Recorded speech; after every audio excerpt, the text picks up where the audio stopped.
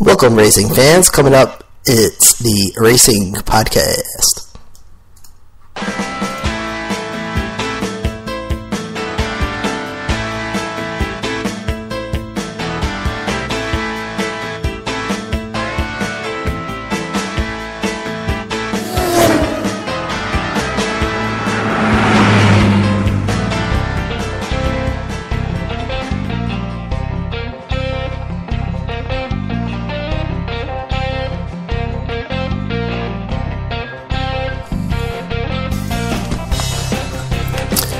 Welcome, racing fans, to the one, the only, the Thursday Night Ritual Racing Podcast, RP, and this is show number 618. Thank you for tuning in. I'm your host, Manny Allegretto, and we have to do what we normally do at this time. Thank you, listeners, for tuning in. Hope you enjoy the program and all that good stuff.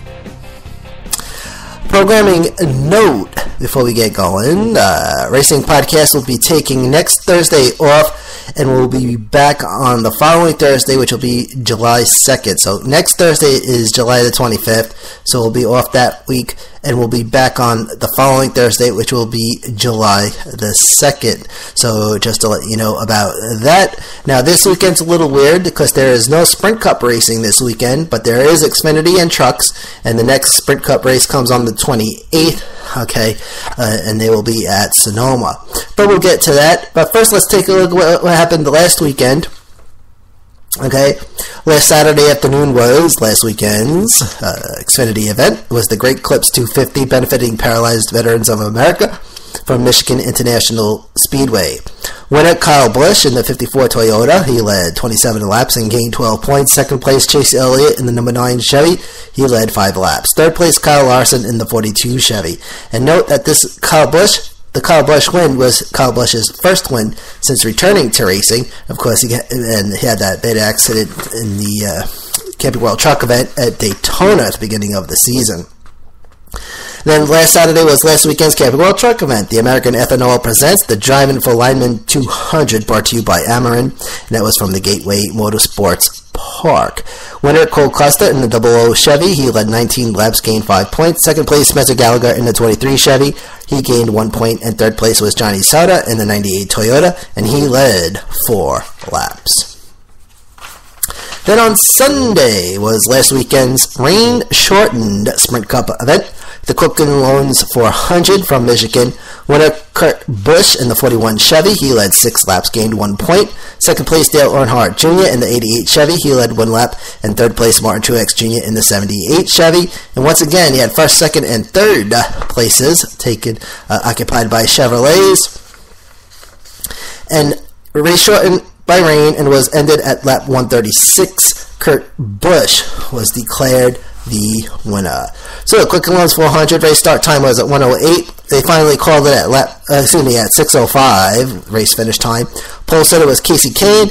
Scheduled number of laps 200. Actual is 136. Although they kind of squeezed it into 138 by the time they got the caution and the red flag, but they counted 136 official, and of course, the race cannot be called official until they get to the halfway mark. So if they end that race before the halfway mark, then everyone has to go back on Monday, okay?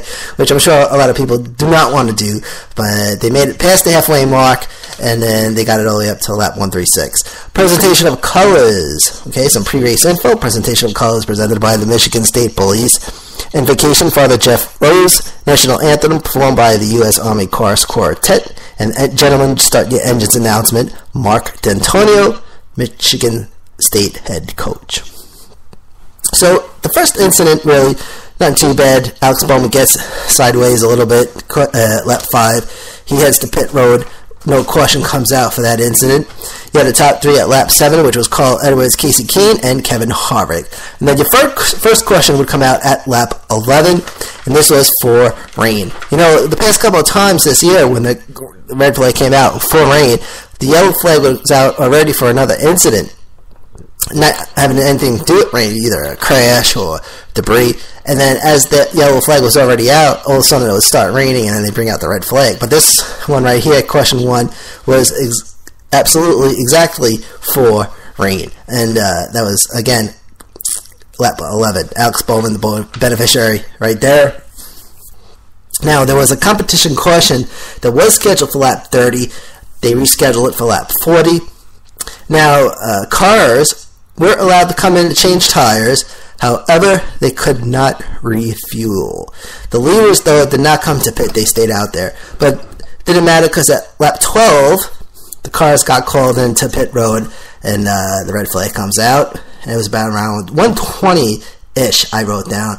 And drivers got out of the car. Air Titans go out there. Eventually, they get back into their cars. And the red flag was removed at approximately 2:20. And then you had 17 cars continue going around on the yellow. Eric Almirola and Pistol for, I don't know why I wrote that down. Question, lap 19. So they're going around, and then at lap 19, now it's still under caution, so it's red flag, lap 12. They go back to yellow. They start going around. Lap 19, red flag comes back out. Everybody has to come back in. So you had 2 red flags during the first caution. Okay. Finally, cars on track at lap 20. They eventually goes back to yellow, and the second red flag was actually 34 minutes and 9 seconds. And the competition caution was rescheduled to lap 40.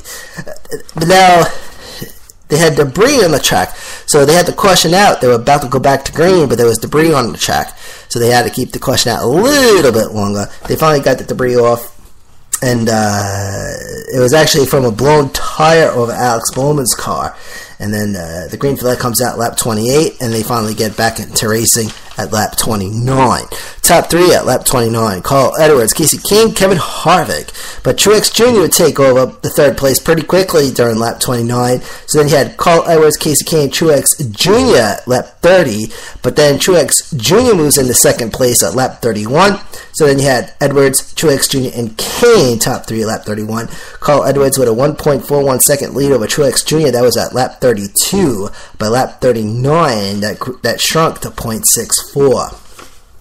A big mover since the restart was at Ryan Newman, the 31 car, who moved from 34th to 24th. And then second question will come out lap 40, and you had a race off a pit road there. The 4, the 88, the 18, the 19, the 5, the 20, the 78, the 33, the 41, and the 2.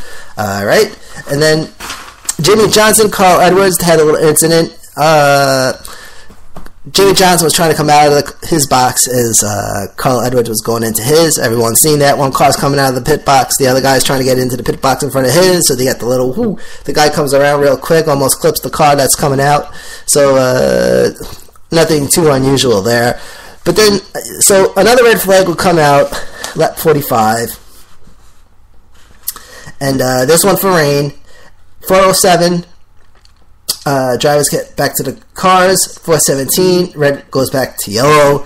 And then the third red flag actually lasted 35 minutes, 88 seconds. So, you know, at that point, now, if you're just watching, maybe you change the channel. But I was committed, folks, so I had to stick through it. Good thing I had a lot of snacks to munch on. So 35 minutes, 38 seconds, the third red flag. And then green flag comes out lap 51, restart lap 52, finally at 4:28 p.m. Eastern Time. Top 3 at lap 52, Kevin Harvick, Carl Edwards, and Dale Jr. Question number 3 comes out lap 52, but this time for no rain. This was an incident. Kyle Busch, the 18 car gets loose and goes into the wall. Front right damage to the car. Right front wheel well area. Kyle Busch heads to the garage.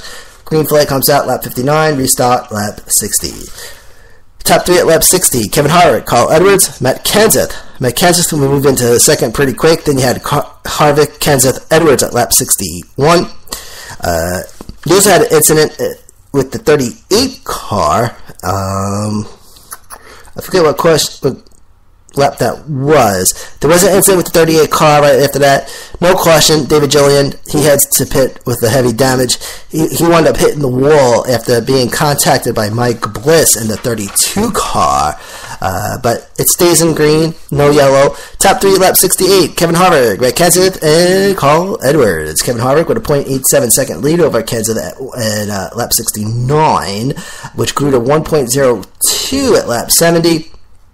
By lap 74, it was 2.21. By lap 76, 4.11 over second place Matt Kenseth. But by lap 77, Carl Edwards moved into second. Dale Jr. reports vibration on the 88 car. That was reported at lap 77. Now, Kevin Harvick with a 3.25 second lead over Matt Kenseth at lap 81. So Edwards moved in, but then the second at lap 77. By lap 81, you had Kenseth back in second. And then you had your green flag pit stops, which began between, I would say, lap 82, 83, into 84, and that between 82 and lap 82 and 84. Top 3 at lap 84, Kenseth, Dale Jr., Keselowski. 86, it was Keselowski, Larson, and Dillon. Then 87 into 88, you had Larson, Gordon, and Logano. Dale Jr. pits for some tire issues, so he's reporting vibrations, and it turns out that it was loose lug nuts. Possible loose lug nuts, they were calling it during the race. Top 3 at lap 92, Joey Logano, Denny Hamlin, and Casey Mears. Joey Logano with a 6.78 second lead over Denny Hamlin. But Danica Patrick, that was at lap 92. Lap 95, Danica Patrick would move in and take second place. She would hold on for to second place, lap 95 to lap 96. She would actually get into the lead for a little bit, actually. Lap 96, she would move into first place. Top 3 at 96, Patrick, Harvick, and Kenseth. 98, top 3 was Harvick, Kenseth, Edwards.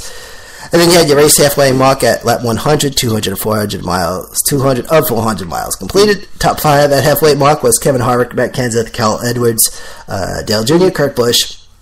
Kevin Harvick with a 2.74 second lead over Matt Kenseth. That was at lap 105. Top 3, lap 106, Kevin Harvick, Matt Kenseth, Dale Jr. Kevin Harvick with a 3.05 second lead, which grew to 3.23 seconds in the midst of lap 107.